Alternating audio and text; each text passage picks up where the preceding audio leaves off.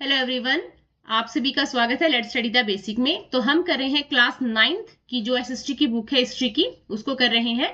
और जिसमें आज हम करते हैं Nazism and the rise of Hitler, कि नाजिज्म क्या है और हिटलर कैसे धीरे धीरे जर्मन का राजा बन जाता है, उसका एक पहचान बन जाती है। तो वो देखेंगे और ये भी देखेंगे कि हिटलर एग्जैक्टली क्या चाहता था, उसके जो रियल विचार थे वो क्या थे। तो देखते हैं। तो सबसे पहले हमें फ्लैश ऑफ द स्टोरी में जाना पड़ेगा, बैक ऑफ द स्टोरी में, कि ये चीजें स्टार्ट कहां से होती है। तो आपको पता है फर्स्ट वर्ल्ड वॉर होती है कब से कब तक होती है? 1914 से, है ना बच्चों, 1914 से 1918 तक का जो समय होता है वो फर्स्ट वर्ल्ड वॉर का माना जाता है। और ये है भी कि फर्स्ट वर्ल्ड वॉर इसी टाइम हुई थी। ठीक है, फर्स्ट वर्ल्ड वॉर। अब जिसमें आपने ये भी पढ़ा कि जो मित्र राष्ट्र थे, मतलब जो अलायंस थी, वो कौन थे और कौन किसके विरुद्ध लड़ रहा था। तो देखो, जो सेंट्रल पावर थी, जो सेंट्रल पावर थी। अब देखो, मैं चाहती हूं कि चाहे कोई पहली बार भी इस चीज को पढ़ रहा है तो उसको भी कनेक्शन फील हो कि मैं क्या पढ़ रहा हूं। अब मैं अगर आपको पीछे का नहीं बताऊंगी तो आप चीजों को जोड़ नहीं पाओगे। तो आपको पता चला कि फर्स्ट वर्ल्ड वॉर कब से कब तक हो रही? 1914 से 1918 तक फर्स्ट वर्ल्ड वॉर चलती है, जिसमें दो राष्ट्रों के बीच में, मतलब दो पावर्स के बीच में युद्ध होता है। एक है सेंट्रल पावर और दूसरे है एलाइज कंट्रीज, जिनको मित्र राष्ट्र भी बोलते हैं। ठीक है, अब जो सेंट्रल पावर है उसमें कौन कौन है? उसमें है जर्मनी, जिसको हम गोवा से याद करते हैं, जर्मनी, ऑस्ट्रिया और ओटोमन साम्राज्य, जिसको हम बाद में टर्की के नाम से जानते हैं। और तीसरा है इसमें ऑस्ट्रिया, जिसको आप गोवा नाम से याद रख सकते हैं, GOA। जी मीन्स जर्मनी, ओ ऑटोमन साम्राज्य जिसको हम टर्की बोल रहे हैं, और ए से ऑस्ट्रिया। ठीक है, एलाइज पावर या एलाइज कंट्रीज में कौन कौन है? इंग्लैंड, रशिया, फ्रांस, और बाद में ये हर चीज का मौके का फायदा उठाने वाला 1917 में USA, अमेरिका भी इसमें शामिल हो जाता है। ठीक है, अमेरिका बेसिकली इन सभी की कमजोरी का फायदा उठाते हुए अपने आप को पावरफुल महसूस करा रहा था। तो अब आप ध्यान रखिए, सेंट्रल पावर में जर्मनी, ऑटोमन एम्पायर, ऑस्ट्रिया है।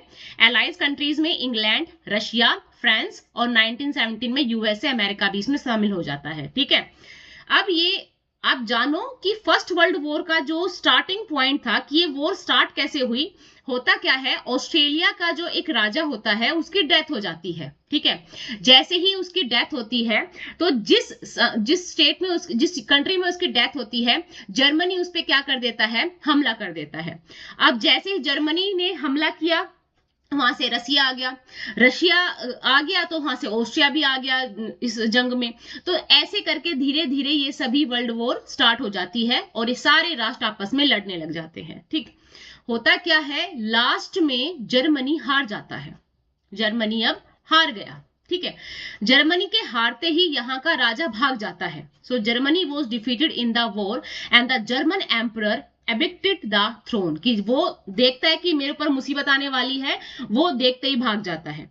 अब देखो, किसी कंट्री का राजा नहीं है भाई, जिस टाइम ये एम्परर की चीजें चल रही थी तो उस टाइम का राजा वहां है नहीं। तो ये लोग क्या करते हैं, धीरे धीरे एक डेमोक्रेटिक गवर्नमेंट बनाते हैं जहां सभी को वोटिंग का राइट देते हैं, इंक्लूडिंग वुमेन, और उसका नाम है वाइमर रिपब्लिक, मतलब वाइमर गणराज्य बनाते हैं ये।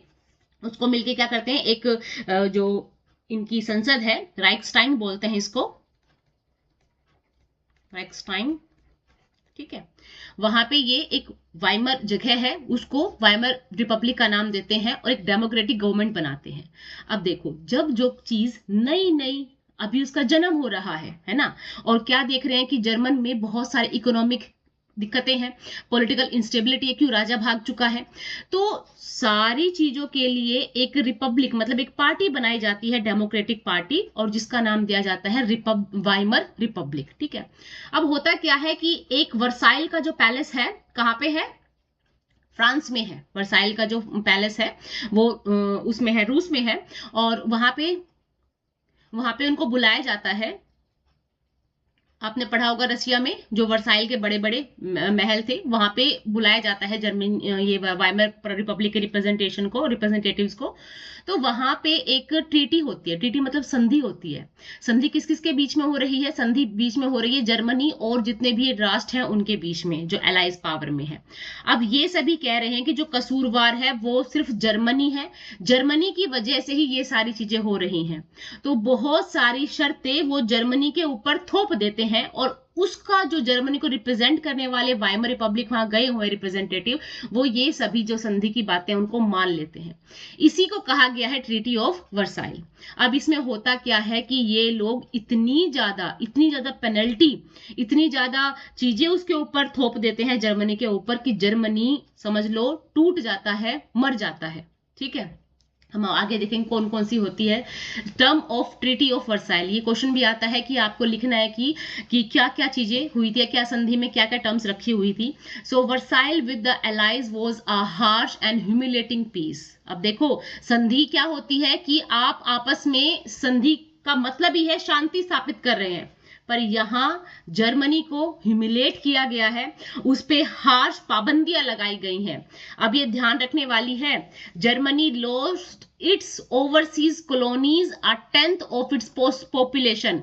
10% अपनी पॉपुलेशन का, 13% अपनी टेरिटरीज का, 75% अपने आयरन के जितने भी भाई उसके चीजें हैं जहां से आयरन होती है, खदान है, और 26% वो अपने कोल का किसको देता है? फ्रांस, पोलैंड, डेनमार्क, लिथुआनिया को देता है। मतलब सब कुछ छीन लिया, 10% उसकी पॉपुलेशन को छीन लिया।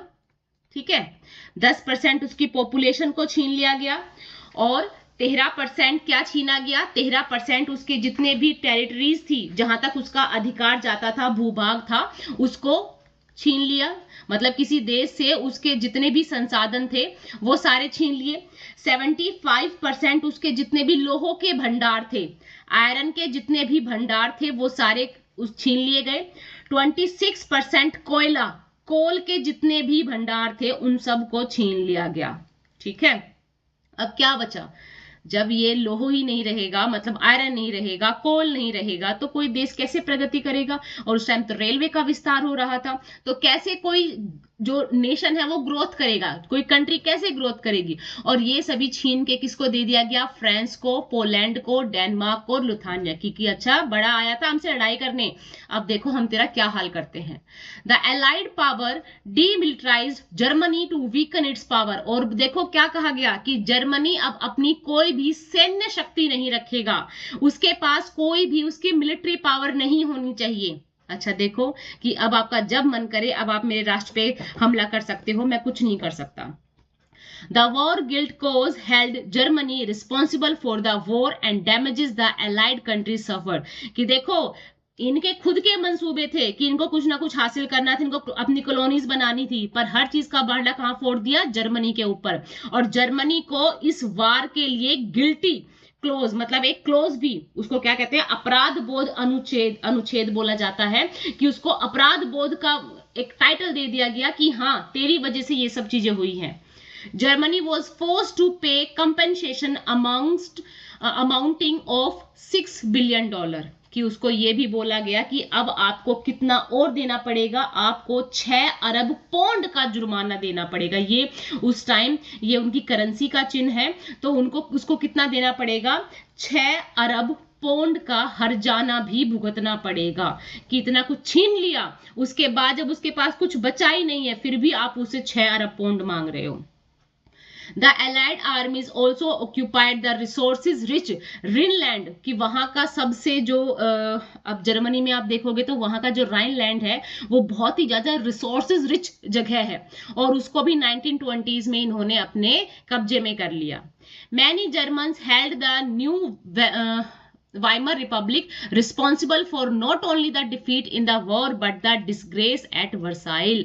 अब देखो जर्मनी में अभी कौन बना है, वाइमर रिपब्लिक बना है, तो हर चीज का रिस्पॉन्सिबल उसको बना दिया और कह दिया कि हर चीज की जिम्मेदारी तुम्हारी है, तुम्हारी वजह से हमारा इतना डैमेज हुआ है, तेरे को ही अपनी चीजों की भरपाई देके अब इस चीज की भरपाई करनी पड़ेगी। और ये चीजें वाइमर रिपब्लिक मान लेता है कि ठीक है मेरी वजह से ही ये चीजें हुई हैं। ठीक है, अब एक स्टोरी पे चलते हैं कि हिटलर बना कैसे ना, उस चीज की स्टोरी पे चलते कि जो नाजिज्म है, ये जो नाजीवाद हम पढ़ रहे हैं, ये क्या है। तो 1945 में स्प्रिंग का टाइम है, एक 11 साल का लड़का है जिसका नाम है हेलमुट। ठीक है, क्या नाम है, हेलमुट उसका नाम है। और वो सो रहा है, सोते सोते वो अपने मम्मी पापा की बातें सुनता है कि उसके पापा कहते हैं कि मैं अकेला मर जाऊं या मैं तुम सबको पहले मार दूं फिर मरूं। तो अब वो आपस में बात कर रहे हैं, हेलमुट की हल्की सी नींद खुलती है, वो सोचता है कि ये कोई सपना है, सो जाता है। अगले दिन क्या होता है कि वो सभी जाते हैं, पिकनिक मनाने जाते हैं, पिकनिक मनाते हैं और बाद में उसके पापा बोलते हैं कि मुझे ऑफिस जाना है, मुझे कुछ काम है, और ऑफिस जाके अपने आप को गोली मार लेते हैं। ठीक है, घर पे बात आती है कि पिताजी चल बसे हैं। अब हेलमुट के तो दिमाग में वो सारी बातें आ रही कि जो पापा जी रात को कह रहे थे, उसको तो लग रहा था कि ये सपना है। बट जब उसकी बॉडी को लेके आते हैं घर पे, तो उसकी मम्मी क्या करती है, जो उसके पिताजी के कपड़े थे ना, उनको अलाव में, जो उनकी जो फायर प्लेस होता है वहां पे जाके उसको जला देती है।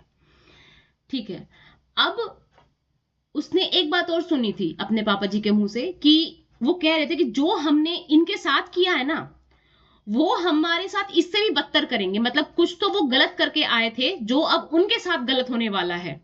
ठीक है, अब इस चीज का उस छोटे से हेलमुट के ऊपर इतना ज्यादा असर पड़ता है, इतना गहरा सदमा पहुंचता है कि वो अगले 9 साल तक, 11 साल का बच्चा है, अगले 9 साल तक वो अपने घर में एक छोटी सी रोटी का टुकड़ा भी नहीं खाता कि कहीं उसकी माँ उसको जहर देके मार ना दे।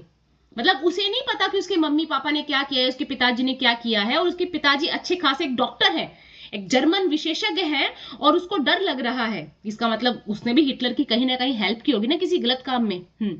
सो although Helmut may not have realised all that is meant, his father had been a Nazi. अब उसको पता चलता है जब बड़ा होता है कि उसके पिताजी नाजी के कट्टर सपोर्टर थे। और नाजी किसकी संस्था थी, एडोल्फ हिटलर की। एडोल्फ हिटलर उनका इनका नाम है, और ये इनके सपोर्टर थे। Many of you will know something about the Nazis and Hitler. आपको कुछ कुछ पता होगा, पर आज जब इस चैप्टर को हम पढ़ेंगे ना, आपको सब कुछ पता चल जाएगा कि ये हिटलर कैसे बनता है, ये नाजी का जो ये नाजीवाद है, नाजिज्म है, इसको कैसे एस्टेब्लिश करता है। तो जो इसका सपोर्टर है उसके साथ भी बाद में क्या हश्र होता है, इस चैप्टर को पढ़ते हुए हम देखेंगे। So it was a system, a structure of ideas about the world and politics. अब सबसे पहले कि नाजिज्म है क्या, तो नाजिज्म सिर्फ एक आइडिया है। जैसे हमने देखा ना इक्वालिटी, ये चीजें, इनका ये एक थॉट पैटर्न, एक आइडिया है। So let us try and understand what Nazism was all about. तो अब इस चैप्टर के थ्रू हम समझेंगे कि नाजिज्म सच में क्या है, जो हम सोचते हैं नाजिज्म को, और जो नाजिज्म में सपोर्टर करने वाले सच में उसके बारे में जो सोचते हैं, कितना डिफरेंस है। So let us see why Helmut's father killed himself and what the basis of his fear was. कि सबसे पहले ये जानने की कोशिश करेंगे जो हेलमुट के पापा मरे हैं वो क्यों मरे, उनके क्या डर था। So in May 1945 Germany surrendered to the allies. Anticipating what was coming, Hitler, his propaganda minister Goebbels and his entire family committed suicide collectively in his Berlin bunker in April। अब सबसे पहले सिर्फ अभी ये बताया जा रहा है कि जो जर्मनी का जो राजा बनता है ये हिटलर, ये 1945 में क्या होता है, ये आत्मसमर्पण कर देता है जर्मनी, और ये अप्रैल में ही ये मर जाता है। ये जो है ये अपने सुसाइड कर लेता है। कि सोचो इसने कितना गंदा क्राइम किया है कि बाद में इसको मरना पड़ता है, मरना पड़ता है इसको। तो अब हम स्टोरी में जाते हैं, अभी आपको कुछ समझ में नहीं आएगा वरना। सो अब स्टोरी पे चलते हैं। तो स्टोरी में क्या है, तो वाइमर गणराज्य आपने देख लिया कि क्या होता है। अब देखते हैं कि affect of the war.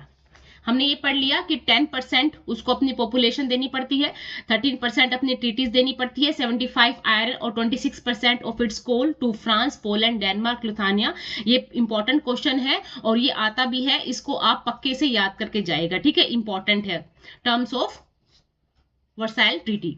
The Allied power demilitarized Germany to weaken its power.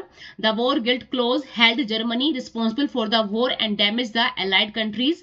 Germany was forced to pay compensation amounting to rupees 6 Arab pound billion, and the Allied armies also occupied the resources rich Rhineland for much of the 1920s. ठीक है, ये अब आपने पढ़ लिया।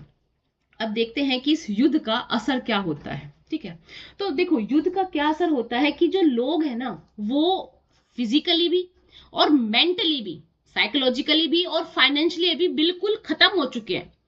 From a continent of created Europe turned into one of debater, की एक वक्त जब ये सबको कर्जा देता था, आज ये खुद कर्ज में डूब चुका है। क्यों डूब चुका है? क्यों? इतनी सारे युद्ध लड़ लिए, इतनी सारी कैजुअलिटी हो चुकी है कि अब इसके पास कुछ नहीं बना है, कुछ नहीं बचा है। Unfortunately the in fact Weimar Republic was being made to pay for the sin of the old empire. कहते हैं ना कि जो माता पिता गलती करते हैं या जो दादा परदादा गलती करके जाते हैं उसका हर्जाना उनके बच्चों को भुगतना पड़ता है। तो जो गलती जर्मनी के जो राजा थे उन्होंने की, उसका हर्जाना किसने भुगता? वाइमर रिपब्लिक ने। The Republic carried the burden of war guilt and national humiliation and was financially crippled by being forced to pay compensation. अब मैंने बताया ना कि जब आपकी 10% पॉपुलेशन ले ली, आपके 13% आपकी टेरिटरीज ले ली, आपका 75 आयरन ले लिया, 26% आपका कोल ले लिया, क्या बचा आपके पास? आपका राइनलैंड भी ले लिया, आप मिलिट्री पावर नहीं रख सकते, आप कुछ भी नहीं कर सकते, आपको नवंबर अपराधी के नाम से बुलाया जा रहा है। तो होता क्या है कि ये जो वाइमर रिपब्लिक है ये टूट जाता है। क्यों? अब इसको कंपनसेशन भी तो पे करनी है।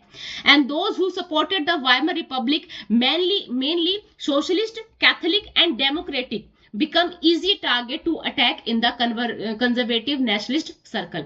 अब जब भी ये सोशलिस्ट मतलब समाजवादी, डेमोक्रेटिक, कैथलिक लोग बाहर निकलते थे तो इनको नवंबर क्रिमिनल्स कह के पुकारा जाता था। क्यों? ये इन्हीं के जो मेंबर थे, वाइमर रिपब्लिक के मेंबर थे, इसलिए इनको बार बार नवंबर क्रिमिनल बोल के इनका मजाक उड़ाया जाता था। The mindset had a major impact on the political development of the early 1930 as we will soon see. अब हम 30 के दशक में देखेंगे कि इस घटनाक्रम का क्या असर पड़ता है। The First World War was left a deep imprint on European society and polity. भाई बहुत गहरा असर छोड़ के जाता है। क्यों? सब कुछ खत्म हो गया, सर्वनाश हो गया। Soldiers came to be placed above civilian, politician and publicists laid great stress on the need for men to be aggressive, strong and masculine. अच्छा, इससे एक बात और निकलती है कि अब ये लोग ना सिपाहियों को बहुत ज्यादा आदर देने लग गए।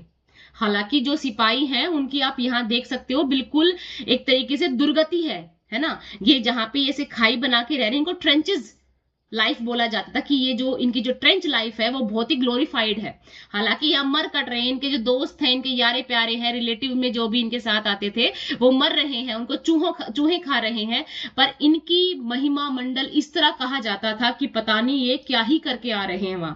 और हालांकि ना इनको खाने को मिलता था ना इनको कुछ मिलता था, सिर्फ इनको वॉर करना है। ठीक है, तो इनकी जैसे हमारे यहाँ भी होता है ना कि सिपाही का जीवन जो फोर्सेस में जाते हैं उनके लिए एक अलग ही सम्मान का जीवन होता है, बट यहाँ इनकी दुर्दशा थी। इनके बारे में, इनकी लाइफ को ठीक करने के लिए बारे में कोई नहीं सोच रहा था। कोई मर गया, ठीक है मर गया, अच्छी बात है, शहीद हो गया है, पर इनकी लाइफ यहाँ खराब थी और इनकी ही बातों का बाहर महिमा मंडन किया जा रहा था कि हमें तो कैसा होना चाहिए, सिपाही के जैसे जीवन जीना चाहिए। जो मीडिया है वो ग्लोरीफाई कर रही है कि ट्रेंच लाइफ सबसे अच्छी लाइफ है, पर सच में, और अपने बच्चों को भी ये कह के बड़ा किया जा रहा था कि बच्चों को कैसा होना चाहिए, लड़कों को अग्रेसिव होना चाहिए, स्ट्रांग होना चाहिए, मैस्कुलिन होना चाहिए।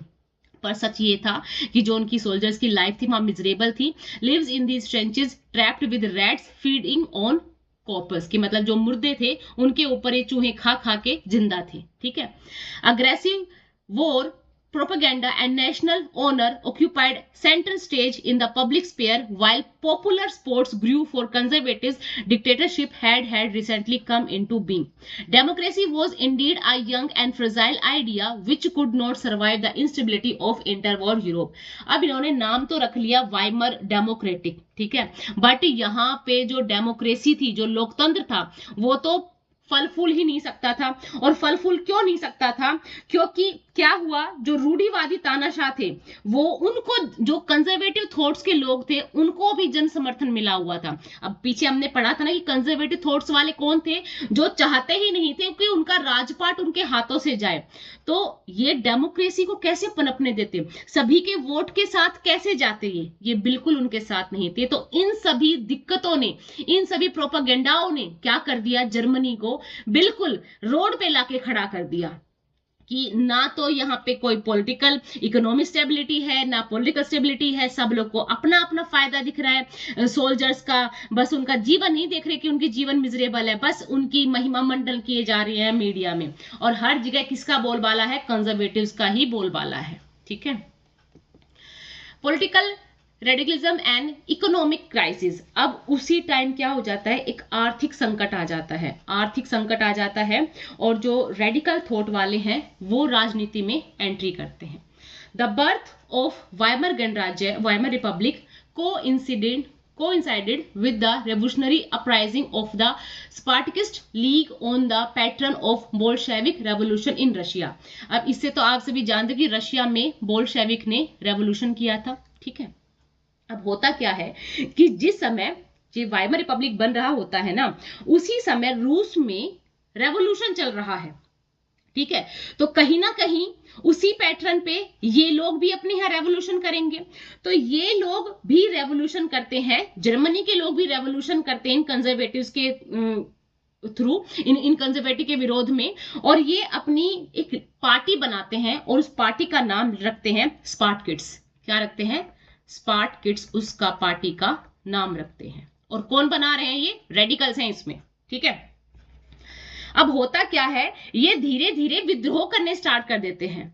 Soviet of workers and seller were establish in many cities. अब होता क्या है, धीरे धीरे ना बहुत सारे शहरों में मजदूरों को, नाविकों को, नाविक हैं जो, वो बहुत सारे अपने क्या बना लेते हैं? सोवियत मतलब पार्टीज बना लेते हैं। और बर्लिन के राजनीतिक माहौल में, मतलब उस टाइम बर्लिन में जो माहौल चल रहा था, उसमें क्या होता है कि हम इस शासन व्यवस्था के हिमायती हैं, उसको खड़े हो जाते कि हम इसमें जो डेमोक्रेटिक है जो, उसको बना के रहेंगे। अब इसलिए समाजवादी, डेमोक्रेट्स, कैथोलिक गुटों ने वाइमर में इकट्ठा होकर इस प्रकार के शासन व्यवस्था के विरोध में एक डेमोक्रेटिक गणराज्य की स्थापना का फैसला ले लिया। आखिरकार वाइमर गणराज्य ने पुराने सैनिकों के फ्री कोर, मतलब जो पुराने सैनिक थे, उन्होंने एक अपना पार्टी बना रखी थी, फ्री कोर्स, उसकी हेल्प से इस जो पूरा जो रेवोल्यूशन हुआ उसको कोलैप्स कर दिया, खत्म कर दिया। So those opposed to the such as socialist, democratic and Catholic met in Weimar to give shape to the democratic republic. The Weimar Republic crushed the uprising with the help of a war veterans organisation called Free Corps. होता क्या, अभी दोबारा समझो कि धीरे धीरे ये जो रेडिकल्स हैं, ये लोग अपनी एक रेवोल्यूशन ला रहे हैं जिसका नाम रख दिया, पार्टी का उन्होंने स्पार्टकिट्स कर दिया। अब धीरे धीरे जो सोवियत में वर्कर्स हैं, जो नाविक हैं, उन्होंने भी अपनी अपनी सोवियत बना ली है। अब होता क्या है, ये सभी लोग इकट्ठा होके वाइमर गणराज्य के खिलाफ क्या करते हैं? एक तरीके से विरोध करते हैं। तो अब वाइमर रिपब्लिक किसकी हेल्प लेता है? जो वॉर वेटरन्स थे ना, एक ऑर्गेनाइजेशन है फ्री कोप्स, उसकी हेल्प से इस सारे विद्रोह को दबा देता है। The anguished Spartakists later founded the Communist Party of Germany। अब बाद में यही जो स्पार्टकिट्स हैं, यही बाद में जाके जर्मनी में क्या बनाती है? कम्युनिस्ट पार्टी बनाती है। तो देखा कि ये लोग वाइमर गणराज्य के खिलाफ, जो वाइमर रिपब्लिक है, उसके खिलाफ एक पार्टी को खड़ा कर देते हैं, जिस पार्टी का क्या नाम है? स्पार्टिसिट्स। ठीक है, स्पॉट सिस्ट है। और ये बोल्शेविक के तर्ज पर ये कि ये कहते हैं कि हम इसको वाइमर रिपब्लिक को हटा के फेंक देंगे, कि अब उनको डेमोक्रेटिक नहीं चाहिए, उनको कुछ और चाहिए। ठीक है, तो अब ये क्या करता है, जो वाइमर रिपब्लिक है ये किसकी हेल्प लेता है, एक वॉर जो वेटरन्स ऑर्गेनाइजेशन है फ्री कोप, उसकी हेल्प से इनको हरा के इनको भगा देता है। बाद में जो स्पार्टकिट्स, ये जो संस्था है, जो पार्टी है, यही बाद में क्या बनती है, जर्मनी में कम्युनिस्ट पार्टी बनती है। ठीक है, किसी भी चीज को छोड़ के नहीं जाएंगे, समझ के जाएंगे कि वाइमर रिपब्लिक के खिलाफ जो स्पार्टिस्ट है वो क्या करती है, युद्ध का ऐलान कर देती है, मतलब रेवोल्यूशन कर देती है, पर फ्री कोप्स, एक जो वॉर वेटरन्स की जो ऑर्गेनाइजेशन है उसकी हेल्प लेके जो ये वाइमर रिपब्लिक है इसको हरा देता है। और बाद में यही जो एक संस्था है बाद में जब क्या बनती है, कम्युनिस्ट पार्टी बनती है। Communist and socialist henceforth became irreconcilable enemies and could not make common cause against Hitler। अब होता यही है, हिटलर के आने का कारण भी यही होता है कि कम्युनिस्ट और सोशलिस्ट, मतलब इन्हें रहना तो जर्मनी में है, जर्मनी का अच्छा भी चाह रहे हैं, पर ये कभी भी किसी एक मत पे एक साथ नहीं हुए, जिसकी वजह से हिटलर के आने का जो रास्ता है वो खुल जाता है। तो सबसे मेन कारण क्या है हिटलर के आने का, कि कम्युनिस्ट एंड सोशलिस्ट कभी भी किसी भी बात पे एक मत नहीं हुए, जिसकी वजह से हिटलर इन्हीं कमियों का फायदा उठा के बन जाता है यहाँ का राजा। Both revolutionaries and militant nationalists craved for radical solution। अब ये सारे जितने भी रेवोल्यूशनरी हैं, जितने भी ये सैनिक हैं, ये क्या चाहते हैं कि देश में कुछ ऐसे, मतलब तुरंत के तुरंत कुछ ऐसे सॉल्यूशन हो जाए कि ये सारा तामझाम खत्म हो जाए, हम आराम से रह सके। Political radicalization was only heightened by the economic crisis of 1923। अब धीरे धीरे क्या हो जाता है, 1923 में इन्हीं विचारों की वजह से, इन्हीं मतभेदों की वजह से क्राइसिस आने स्टार्ट हो जाते हैं। क्राइसिस क्या है, Germany had fought the war largely on loan and had to pay war in gold. अब क्या होता है कि जब जर्मनी युद्ध कर रहा था ना, तो वो तरह दूसरी जो कंट्रीज है उनसे बहुत मोटे मोटे लोन ले लेता है। लोन के ऊपर तो लड़ रहा है कि भाई आर्मी, इतनी बड़ी आर्मी को मैनेज करना कोई आसान बात है, उसके पास इतना पैसा नहीं था, वो लोन के ऊपर चल रहा था।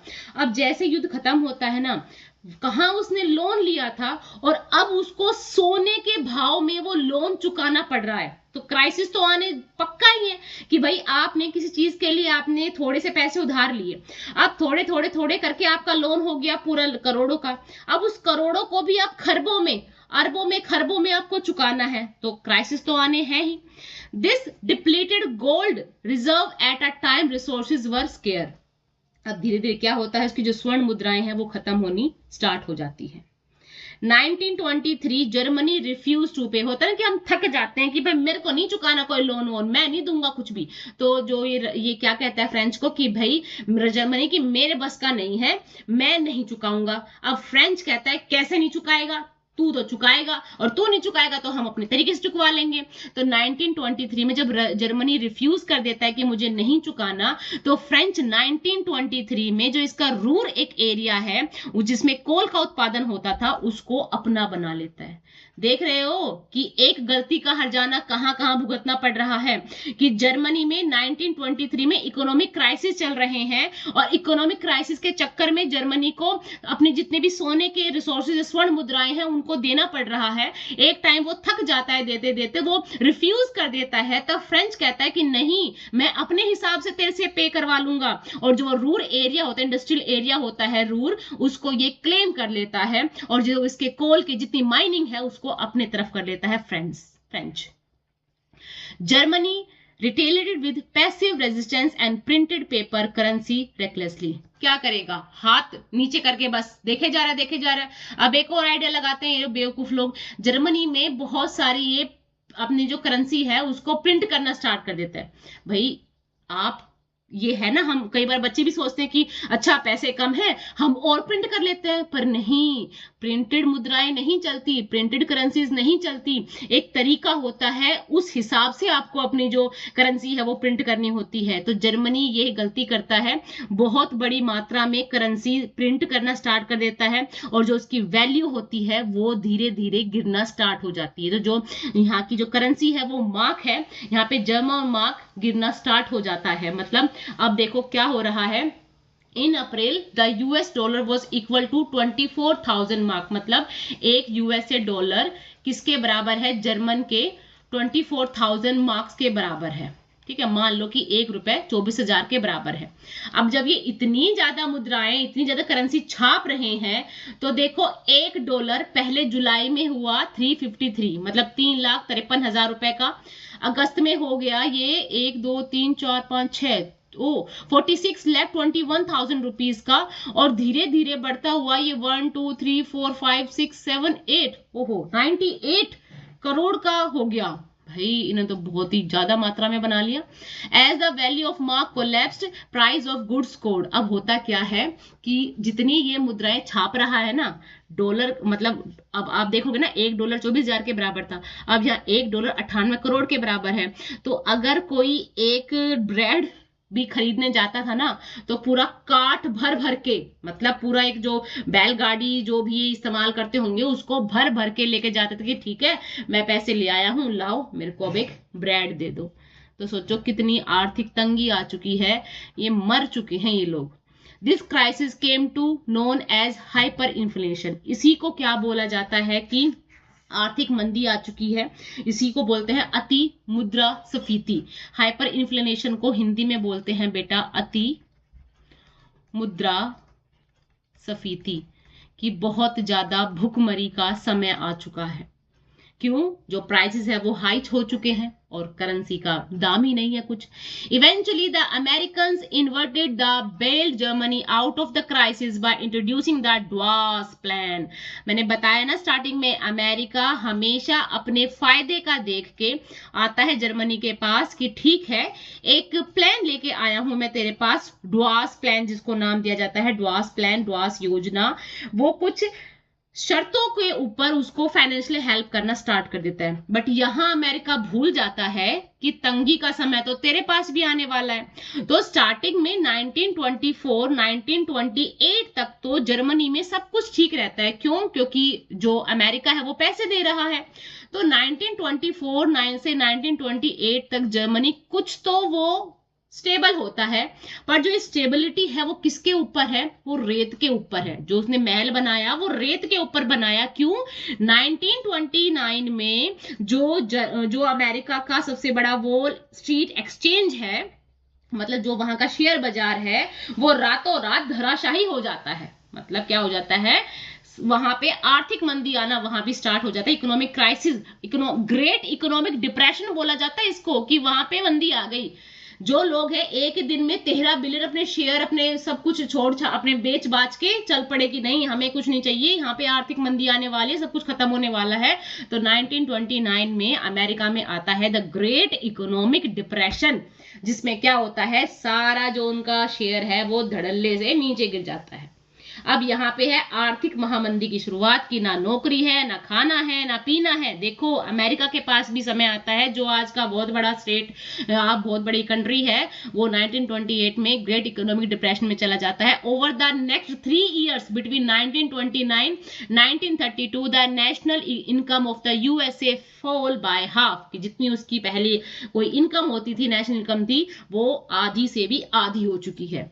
Factory shut down, export fail, farmers were badly hit and spectacular withdraw their money from the market। कि होता है ना कि आप दूसरों के दुख को देखकर खुश हो रहे हो, दूसरों की चीजों में आप अपना मजा ढूंढ रहे हो, दूसरों को आप अपनी मिलिट्री सेना देके, अपने पावर दिखा के उनको इन्फ्लुएंस कर रहे हो।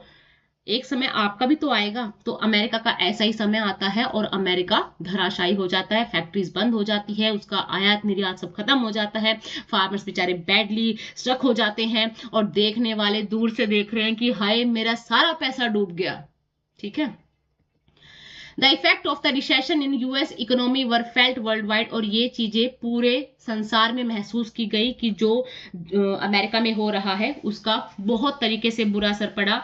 The German economy was the worst hit by the economic crisis. अब जर्मनी की जो इकोनॉमी है वो बूस्ट ही यूएसए की वजह से हो रही थी। अब यूएस की जो इकोनॉमी खराब हुई तो जर्मनी तो धराशायी हो गया। अब होता क्या है, by 1932 industrial production was reduce to 40% to the 1929 level. कि अब होता क्या है कि जो जितना फैक्ट्री से प्रोड्यूस हो रहा था वो खत्म हो जाता है, मतलब 40% हो जाता है सारी चीजें। और धीरे धीरे नौकरियां खत्म हो गई है ना, लोग के पास पैसे ही नहीं है। अब सब लोग तख्ती एक होता है ना, अपने गले में बांध के बोले कि हम कुछ भी काम कर लेंगे, हमें काम दे दो, पर काम है ही नहीं, पैसा ही नहीं है, काम कहां से देंगे तुम्हें। So unemployed youth played card or simply sat at street corners or desperately queued up at the local employment exchange, की कह रहा कि प्लीज हमें कुछ भी काम दे दो, हम आपकी नाली भी साफ कर देंगे, आपका घर भी साफ कर देंगे, कपड़े भी धो देंगे, कुछ भी कर देंगे, पर हमें काम दे दो। पर काम नहीं है। As job disappeared, the youth took to criminal activities and total disappear became commonplace। अब वही बात है, जब एक यंग माइंड होता है, यूथ होता है, उसके पास कोई अच्छा काम करने के लिए नहीं होता, तो वो क्रिमिनल एक्टिविटीज में होता है, कहीं कोई किसी को मार रहे हैं, कोई गलत चीज ड्रिंक कर रहे हैं, क्राइम्स बढ़ रहे हैं। Homeless man queuing up for the night shelter 1923। अब यहाँ देखो, सोने के लिए देखो, ये रस्सियां हैं, इन रस्सियों पे सोने को मिलेगा, और उस रस्सी पे सोने के लिए भी बहुत लंबी लाइन लगी हुई है, और ये देखो ऐसे सोना है, और इसके भी पैसे देने हैं, ठीक है। The economic crisis created deep anxiety and fear in people, middle class specially salaried employees and pensioners so their saving diminish when the currency lost its value. होता है कि जैसे ही जब करेंसी की जो वैल्यू है वो खत्म हो चुकी है, मतलब उनके करेंसी का कोई मतलब ही नहीं है, उन्हें ट्रक भर भर के पैसे चाहे अपने घर में रख लो, पर उसका मतलब है $1 के बराबर, कि उसके पास कुछ भी नहीं है। उसके जो एम्प्लॉयज हैं उनके पास अब उनके पैसे खत्म हो रहे हैं, सैलरी नहीं है, पेंशनर का जो सेविंग थी वो खत्म हो रही। तो अब यहाँ पे लोग बिल्कुल एंजाइटी में, फियर में है। Small businessmen and self-employed and retailers suffered as their business got ruined। पैसा ही नहीं है तो कोई पैसा कैसे लगाएगा आपके बिजनेस में। And these section of society were filled with the fear of, अब इसी को बोलते हैं सर्वहाराकरण, मतलब धीरे धीरे लोगों के पास कोई रोजगार नहीं है। अब देखो, आप तो भूखे रह सकते हो, पर आपको आपकी माँ भूखा नहीं देख सकती। तब औरतें बेचारी परेशान हैं, वो कोई भी छोटा मोटा काम करके बस ये चाहती हैं कि जो हमारे बच्चे हैं उनका पेट भर जाए, है ना। So politically too the Weimar Republic was fragile. अब उसी टाइम ये वाइमर रिपब्लिक बन रहा है, पर ये क्या कर सकता है, कुछ कर ही नहीं सकता। क्यों? क्योंकि कोई एक इंसान सत्ता में नहीं है ना। जो वाइमर रिपब्लिक में जो ये रिप्रेजेंटेटिव बैठे हुए हैं, ये किसी एक मत पे भी नहीं है, ये लोग भी किसी एक मत पे नहीं है। ये यहाँ पे कहते हैं कि 20 अलग अलग बातों को मानने वाले, आइडियाज को मानने वाले लोग हैं यहाँ पे। और मतलब ये कहते हैं कि गठबंधन की सरकार बन गई, कि कोई एक बहुमत से नहीं जीता, 20 लोगों ने मिलकर ये वाइमर रिपब्लिक का गठन किया है। अब वही बात है कि जब 2 ही लोगों का आपस में विचार नहीं मिलते, तो 20 लोगों का तो आपस में राम भरोसे काम चलेगा, होता है यही है। तो वहां पे डिक्टेटरशिप, मतलब राष्ट्रपति शासन लागू कर दिया जाता है, और वे एक आर्टिकल है 48, जिसमें जो जर्मन के जो लोग हैं उनको जो कुछ पावर्स मिली होती है, सिविल राइट्स मिले होते हैं, उनको बार बार ही सस्पेंड कर देते हैं। कहते हैं ठीक है, अभी यहाँ राष्ट्रपति शासन रहेगा, जो हम चाहते हैं वो होगा, और अब आप लोग ना तो विद्रोह कर सकते हैं, ना ही आप कुछ कर सकते हैं। तो बार बार ये जो वाइमर रिपब्लिक है, इसको बार बार इन्होंने क्या किया, आर्टिकल 48 का इस्तेमाल किया बार बार, और इन्होंने जितने भी सिविक राइट्स थे जो वहां के सिविलियंस को मिले हुए थे, उनको बार बार ये खत्म कर देते। ऐसा कहा जाता है कि जो ये बैठक भी लगाते थे ना, वो चलती नहीं थी। मतलब जो ये कहते हैं ना कि काउंसिल बुला रहे हैं, कुछ बात होएगी, कुछ और चीजों पे डिस्कस किया जाएगा, होता ही नहीं था। क्यों? 20 लोग हैं, 20 लोग मान ही नहीं रहे हैं कि उन्हें कुछ क्या करना है। तो ये सब चीजें जर्मनी में हो रही थी। Within its short life, the Weimar Republic saw 20 different cabinets lasting on an average 239 days and a rebel use of article 48। मैंने भी बताया कि वाइमर रिपब्लिक में 20 ऐसे कैबिनेट हैं जिनके साथ ही चीज चल रही है, और ये सिर्फ 229 दिन तक ही चली। कहते हैं 229 दिन तक ही चली, पूरा 1 साल भी नहीं चली ये वाइमर रिपब्लिक, और ये बार बार आर्टिकल 48 का बार बार यूज कर रहे थे। Yet the crisis could not be managed, people lost confidence in the democratic parliamentary system which seems to offer no solution. कि लोग अपना मुंह ताके बैठे हैं कि वाइमर रिपब्लिक में कुछ उनकी बातों का होगा, कुछ उनकी सैलरी बढ़ेगी, कुछ उनको पैसा मिलेगा, कुछ चीजें ठीक होगी, पर जैसे वो मुंह ताक रहे हैं उनके लिए ऐसा कुछ नहीं मिलता। जो वाइमर रिपब्लिक है उसमें जो बैठे हुए कैबिनेट्स के लोग हैं वो कुछ भी डिसीजन नहीं ले पाते, और इससे क्या हो जाता है, हिटलर के आगमन का समय शुरू हो जाता है। हिटलर राइज ऑफ पावर, आप देख सकते हैं हिटलर की फोटो है। And this crisis in the economy, polity and society formed the background to Hitler rise to power. अब इन्हीं चीजों ने हिटलर को जर्मनी का राजा बनाने के लिए तैयारी शुरू कर दी। आप बात सुन के हैरान रहोगे, हिटलर जो जर्मनी का राजा बनना चाहता है, जिसको जर्मनी के लिए इतना दुख है, वो जर्मनी में पैदा ही नहीं हुआ था। तो जो हिटलर है वो ऑस्ट्रिया का है और 1889 में उसका बोर्न होता है। बोर्न है उसका एक गरीब परिवार में, ठीक है। होता उसको अपने वहां कुछ पसंद वसंद नहीं होता, थोड़ा सा रिबेलियस चाइल्ड होता है कि उसको कुछ समझ में नहीं आता, वो वहां से भाग के आ जाता है, ठीक है। ऑस्ट्रिया से भाग के जर्मनी में आ जाता है और वहां एक फौज में भर्ती हो जाता है। और फौज में वो क्या काम कर रहा है, मैसेंजर का, कि एक मैसेज को दूसरे उसके पास पहुंचाना है। So when the first world war broke out, कि जब पहला वर्ल्ड वॉर होता है, he enrolled for the army, वो सैन्य में भर्ती हो जाता है। Acted as a messenger in the front, की जो वो क्या करेगा, एक कॉर्पोरल बना होता है, became a corporal and earn medal for bravery. अब वो कुछ ऐसा काम करता है, भाई हिटलर है, दिमाग पूरा चला रहा है, एक कॉर्पोरल बन जाता है और वो ऐसे से काम करता है, ब्रेवरी के, बहादुरी के ऐसे से काम करता है कि बहुत सारे मेडल भी जीत लेता है सेना में। And the German defeat horrified him and the Versailles treaty made him furious, कि जब वो देखता है कि हाँ फर्स्ट वर्ल्ड वॉर में जर्मनी हार गया, वर्साइल की ट्रीटी में इतने सारे जर्मनी के ऊपर आरोप लगा दिए गए, सब कुछ उसका ले लिया गया, इन चीजों ने उसको तोड़ के रख देता है। And in 1919 he joined a small group called the German workers party. वो कहता है ऐसे वैसे कुछ नहीं होगा, वो एक पार्टी ज्वाइन कर लेता है 99 में, जिसका नाम है जर्मन वर्कर पार्टी।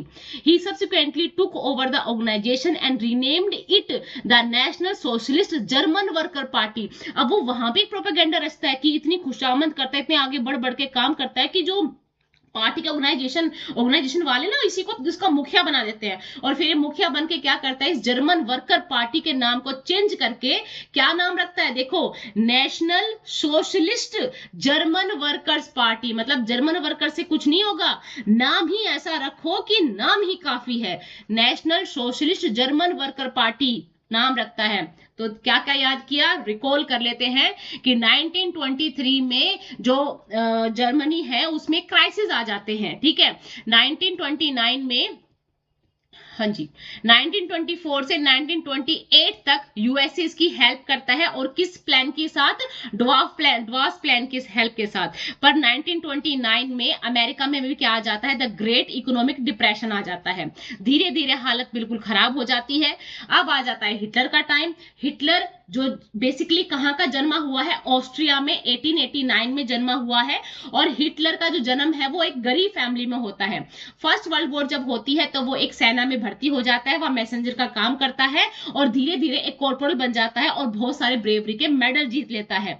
धीरे धीरे जब उसको पता चलता है कि जर्मन हार चुका है और जो वर्साई की ट्रीटी है उस पर थोपी गई है, वो उसको बहुत ज्यादा और गुस्सा दिला देता है, और 1919 में एक पार्टी ज्वाइन कर लेता है जिसका नाम होता है जर्मन वर्कर्स। वहां भी वो कुछ ना कुछ ऐसा करता है, उनको खुश कर देता है, बहुत सारे बढ़ चढ़ काम करता है, बाद में वो उसका मुखिया बन जाता है, और मुखिया बन के उस पार्टी का नाम चेंज कर देता है, उस पार्टी का नाम चेंज करके रख देता है national socialist German workers party, और बाद में यही पार्टी बनती है नाजी पार्टी। समझ में आ गया। In 1923 Hitler plan to seize control to Bolivia. अभी क्या करता है बवेरिया, ये सोचता है हाँ मेरे अंदर पावर आ गई, तो 1923 में ये बेवकूफ क्या करता है, बवेरिया पे अटैक कर देता है। वहां इसको बर्लिन में कैद कर लिया जाता है और इसको जेल में डाल दिया जाता है, ठीक है। He failed, was arrested, tried for treason and later release. अब बाद में इस पे ना देशद्रोह का भी केस चलता है, पर ये बहुत समझदार था, बहुत ही शातिर था, वहां से भाग के आ जाता है। The Nazis could not effectively mobilise popular support till the early 1930। 1930 से पहले ना कोई भी इसके सपोर्ट में इतना था नहीं, ठीक है, कुछ लोग इससे थोड़े से भाई प्रभावित थे, पर 1930 से पहले ये ज्यादा पॉपुलर नहीं थी। नाजी जो पार्टी है वो इतनी पॉपुलर नहीं थी। It was during the great depression that Nazism became a mass movement. अब उसे पता चल गया कि अगर मुझे लोगों को अपने तरफ आकर्षित करना है तो मुझे एक बहुत बड़े पैमाने पे मूवमेंट चलाने पड़ेंगे। As we have seen after 1929 bank collapsed. जो बैंक है वो महामंदी का जो शिकार हो चुके थे, दिवालिया हो चुके थे, ठीक है 929 में। काम धंधे बंद थे, जो मजदूर है वो बेरोजगार थे, और जो मध्यम वर्गीय थे, जो मिडिल क्लास थे, वो कैसे थे, थोड़े बेचारे, उनके काम धंधे तो लाचारी है, भुखमरी है, उनका डर सता रहा है। तब नाजी पार्टी एक प्रोपेगेंडा रचती है, उनको उम्मीद दिलाती है एक सुनहरे भविष्य का। आप देखो कोई डिप्रेस है, मरा पड़ा है बिल्कुल, उसको कुछ उम्मीद नजर नहीं आ रही, तो हिटलर पता है उसकी एक इंपॉर्टेंट बात क्या थी कि वो भाषण ऐसे देता था, वो अपने आप को ऐसे प्रेजेंट करता था जैसे वो अगर चला ना और उसके साथ लोग चले तो वो जर्मनी का कायाकल्प कर देंगे, वो अपने सारे शत्रुओं को मार के हटा देंगे। तो वो ऐसे ऐसे भाषण रचता है, रैलियां निकालता है, उसके जो स्वास्तिक का उसका यूज करते हैं, अपने बाजू पे स्वास्तिक का चिन्ह लगाते हैं, एक लाल फ्लैग होता है, बड़े बड़े तालियों की आवाज अजीब तरीके से निकालते हैं। मतलब ऐसे प्रोपेगेंडा रचते हैं कि लोग इकट्ठे हो जाते हैं, और जैसे इकट्ठे होते सबको लगता है हो कितने लोग इसके सपोर्ट में हैं। तो 1928 the Nazi party got no more than 2.6% vote in the Reichstag, the German parliament. जो जर्मन पार्लियामेंट उसका नाम है रिचस्टैग, ठीक है। अब 1928 में उसको सिर्फ 2.6% वोट मिलते हैं, ठीक है। पर जैसे 1932 आता है और जो मैंने सब बताया वो ऐसे प्रोपेगेंडा रचता है तो उसको 37% वोट मिलते हैं। कहां 2.6% 1928 में, और कहां 1932 में उसको 37% उसको वोट मिलते हैं, ठीक है। पार्टी बन गई। Hitler was a powerful speaker. होता है ना कि किसी के अंदर बोलने की शक्ति बहुत अच्छी होती है, ऐसे ऐसे बोलते हैं कि लोग एक तरीके से इन्फ्लुएंस हो जाते हैं। And his passion and his word moved people. लोगों को भाई ये हमारा मसीहा, ये हमें छुड़ाएगा, ये हमारे ऊपर जितनी भी अलायंस पावर ने जितनी भी ट्रीटीज लगाई, जितनी भी संधि के आरोप में हमारे को तंग किया है ना, यही हमें यहाँ से निकालेगा।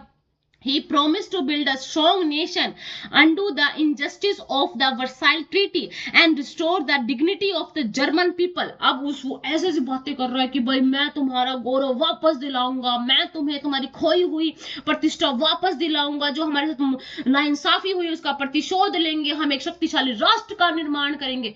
ऐसी ऐसी बातें बोल रहा है, लोग उसके साथ तो आएंगे ही। He promised employment for those looking for work. अब देखो रोजगार को, जो बेरोजगार है उसको रोजगार मिल जाएगा, उसे और क्या चाहिए।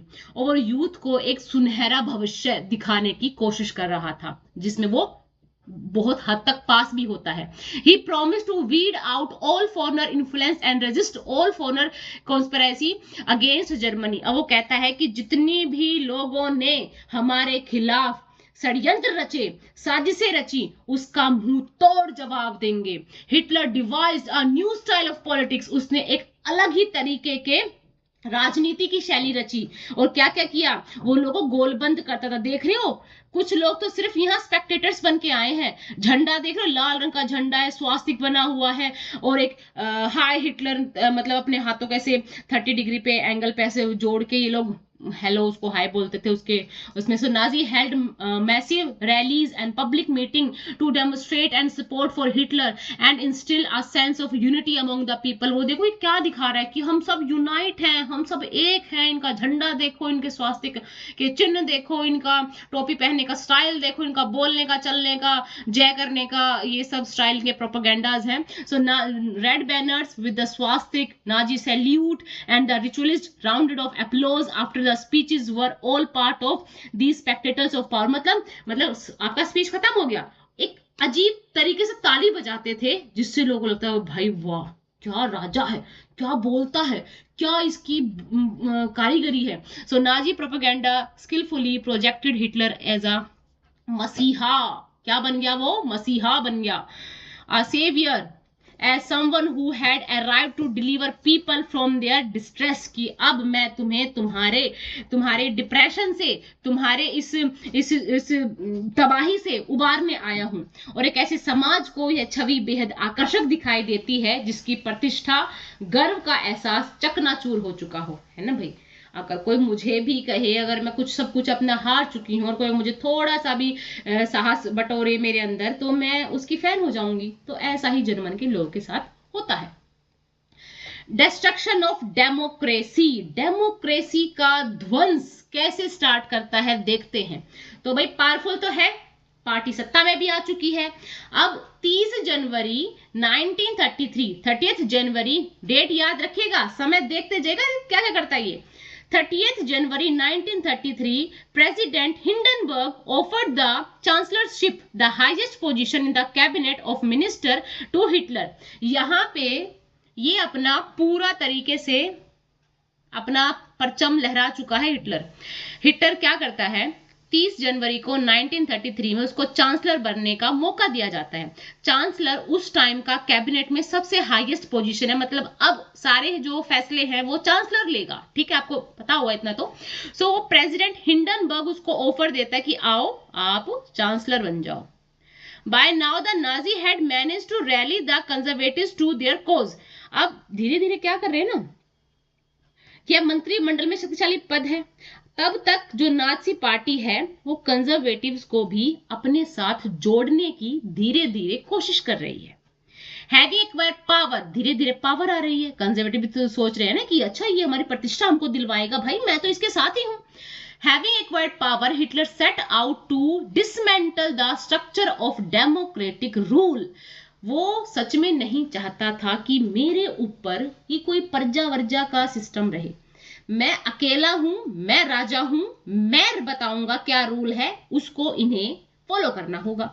A mystery fire that broke out in German parliament। अचानक से फरवरी में जर्मन की जो पार्लियामेंट है राइक्सटिंग, उसमें आग लग जाती है। अब सोच सकते हो आग किसने लगाई है, मैं तो नहीं बता सकती, ठीक है। आग लग जाती है, सारे पेपर जल जाते हैं, ठीक है। The fire decree of 28 February 1933 indefinitely suspended civic rights like freedom of speech, press, assembly that had been guaranteed by the Weimar Constitution। अब होता क्या है, ये बाहर आके बोलते हैं कि भाई हमारा तो नया चांसलर बना है, किसी ने इसको मारने की कोशिश की गई है, उसका हम पता लगाएंगे। तो कुछ टाइम के लिए हम आपके जो सिविक राइट है उनको सस्पेंड कर रहे हैं। मतलब आप freedom of speech, press, assembly, मतलब कहीं आप गैदर नहीं हो सकते, आप कोई छोटा मोटा कुछ भी प्रेस को बता नहीं सकते, आपको बोलने की आजादी नहीं है, इकट्ठा होने की आजादी नहीं है। कुछ टाइम के लिए आपके जो सिविक राइट्स हैं उसको सस्पेंड किया गया। मतलब देखो लोगों के ब्रेन को किस तरह वॉश किया जा रहा है कि एक फायर डिक्री होती है, फायर डिक्री निकालते हैं 28 फरवरी 1933 को और कहते हैं कि कुछ टाइम के लिए आपके सिविक राइट्स को क्या किया जाएगा, सस्पेंड किया जाएगा, पर कुछ टाइम बाद ठीक हो जाएगा, ठीक है। ये वाइमर कॉन्स्टिट्यूशन में ये बातें चल रही हैं। Then he turned on his arch enemies, the communists, most of whom were hurriedly packed off the newly established concentration camp। अब वो धीरे धीरे क्या करता है, जो शत्रु होते हैं ना, अपने कट्टर शत्रु थे, कम्युनिस्ट थे, उनके ऊपर निशाना लगाता है, उनके खिलाफ षड्यंत्र रचता है कि जो कम्युनिस्ट बन रहे, कम्युनिस्ट नहीं है, इन्होंने ही सब कुछ किया है। उनको कंसंट्रेशन कैंप में भेज देता है। अब एक कंसंट्रेशन कैंप क्या है, ये वो जगह है जहां ये इनको मार देंगे। The repression of the communists were served। अब होता क्या है कि उनका बहुत ही बर्बरता से, जो समाजवाद का उच्चारण कर रहे थे, इनके बड़ी निर्मम तरीके से इनका दमन किया जाता है। कहा गया कि लोगों की मतलब कहा जाता कि बहुत बड़ी मात्रा में, मतलब कम से कम 5 लाख लोगों को इन्होंने क्या किया कि 5 लाख की जो आबादी वाला जो शहर था उसमें बहुत सारे लोगों को गिरफ्तार किया गया, और जिसमें सिर्फ 1440 लोगों की, जो कम्युनिस्ट पार्टी के लोग थे, उनकी, मतलब कहने का यही तरीका, आप बात मानो, जो कम्युनिस्ट है उनको ये लोग हटाना चाह रहे हैं, उनको मारना चाह रहे हैं। कौन? नाजी में कौन? Hitler. They were, however, only one among the 52 types of victims persuaded by the Nazi across the country। अब जो नाजी ये जो शासन है ये क्या करता है, 2 टाइप ऑफ विक्टिम, मतलब 52 किस्म के लोगों को अपने दमन का निशाना बनाता है। अब आप देखना ये कितने सारे यहूदियों को, जिप्सीज को, और इवन दो अपने भी जो नाजी के जो लोग हैं उनको मारता है। क्यों? क्योंकि वे अपंग हैं। ये कितना भयानक एक रूप दिखाता है, वहां देखना। On 3rd March 1933 the famous enabling act was passed। अब देखो यहाँ पे ये अभी चांसलर बना है जनवरी में, 30 जनवरी में। 28 फरवरी को इसने 5 डिक्री लाके उनके सिविक राइट्स को बंद कर दिया है। अब यहाँ देखो 3 मार्च, मतलब अब मार्च आ चुका है, जनवरी, फरवरी और अब ये मार्च में ये एक इनेबलिंग एक्ट लेके आता है, ठीक है। एंड दिस एक्ट, इस कानून के जरिए वो बाकायदा जर्मनी का डिक्टेटरशिप बन जाता है, वहां का तानाशाह बन जाता है कि अब मेरी पावर को कोई भी चैलेंज नहीं कर सकता, जो करेगा वो कंसंट्रेशन कैंप में जाएगा, मर जाएगा। It gave Hitler all power to sideline parliament and rule of decree. अब वो सारे डिक्री, मतलब कोई डिक्री पिक्री नहीं है, मैं ही चाहता था कि तुम्हारे सारे राइट्स बंद हो जाए, तुम्हें मैं चलाऊं। हिटलर की जो मंशा है वो धीरे धीरे सामने आने लग जाती है। All political parties, trade union were banned except for the Nazi party and its affiliates. अब वो कहता है सिर्फ एक ही पार्टी जिंदा रहेगी और वो है नाजी पार्टी और इसके चाहने वाले, और जितनी भी तरह तरह की पार्टीज हैं, ट्रेड यूनियंस है, सबको बैन कर दो। जो बात नहीं मान रहा है उनको जेलों में डाल दो या उनको मार दो। उनको जेल में डालना ही नहीं, उनको मार देना है। हिटलर का एक ही था, मार दो, खत्म करो, साफ करो। The state established complete control over the economy, media, army and judiciary। इस स्टेट की जितनी भी इकोनॉमी थी, मीडिया थी, आर्मी थी, जुडिशरी थी, उस पे अपना हिटलर ने पूरा कंट्रोल ले लिया। Special surveillance and security forces were created to control and order society in ways that the Nazis wanted। अगर कोई भी ये क्या किया, अपने जो गुप्तचर हैं, अपने जो सिविलियंस के बीच में इन्होंने गुप्तचर भेज दी, अपने सिक्योरिटी फोर्सेस भेज दी, वो हमारे तरह ड्रेसअप थे और उन लोगों के बीच में थे, और जो भी नाजीज के खिलाफ बोलता था उसको मार देते थे। ना पूछते थे क्यों बोला, कैसे बोला, किस प्रकार बोला, बस मार दिया। Apart from the already existing regular policy in green uniform, the SA or stormtroops, these including the Gestapo यहाँ की गुप्तचर एक स्टेट पुलिस है, SS protection squad, criminal police and the security services. मतलब इसने क्या किया, आर्मी से ये सब चीजों कंट्रोल करेगा, तो उसने स्टॉर्म ट्रूप्स बनाए, पुलिस मतलब हरी रंग की ये वर्दी पहनते थे, गेस्टोपा बनाई, सीक्रेट स्टेट पुलिस बनाई, SS बनाई, SD बनाई, ताकि ये पूरी जर्मन के जो लोग हैं उनको क्या कर सके, कैप्चर कर सके, उन पे अपनी नजर रख सके। It was the extra constitutional power to these newly organized forces that gave the Nazi state its reputation as the most dreaded criminal state। अब इसने क्या किया, इसने अपने इन सभी सीक्रेट स्टेट पुलिस को, इनको इतनी बेहिसाब अधिकार दे दिए कि इनको एक खूंखार क्रिमिनल का रूप दे दिया गया, कि जहां भी हमें देखेंगे कुछ गलत करते हुए, इनको शक भी हो गया, इनको महसूस भी होगा कि कुछ ये नाजी के बारे में कुछ गलत बोल रहे हैं, ये तुरंत उनको मार देंगे। People could now be detained in Gestapo torture chambers, rounded up and sent to concentration camp, deported at will or arrested without any legal procedure। मैंने बताया ना कि जो गेस्टापो है ये क्या करते थे, इनको कंसंट्रेशन कैंप में भेज देते। अभी तक लोगों को ये भी नहीं पता ये कंसंट्रेशन कैंप होते क्या है। बस एक गाड़ी से लेके आए, उसमें इन लोगों को भर दिया और ले गए, बोलते भाई इनका शुद्धिकरण होने वाला है, इनको भेज दिया गया। And the police forces acquired power to rule with impunity. अब होता क्या है कि ये अब इस तरीके से पावर को यूज कर रहे हैं कि ना हमें कोई कार्रवाई चाहिए, ना हमें किसी से पूछना है, सिर्फ हम तुम्हें दंड देंगे और तुम्हें ठीक कर देंगे। ठीक है, तो आज के लिए इतना रखते हैं, इसको हम कल पढ़ते हैं। Thank you and keep watching.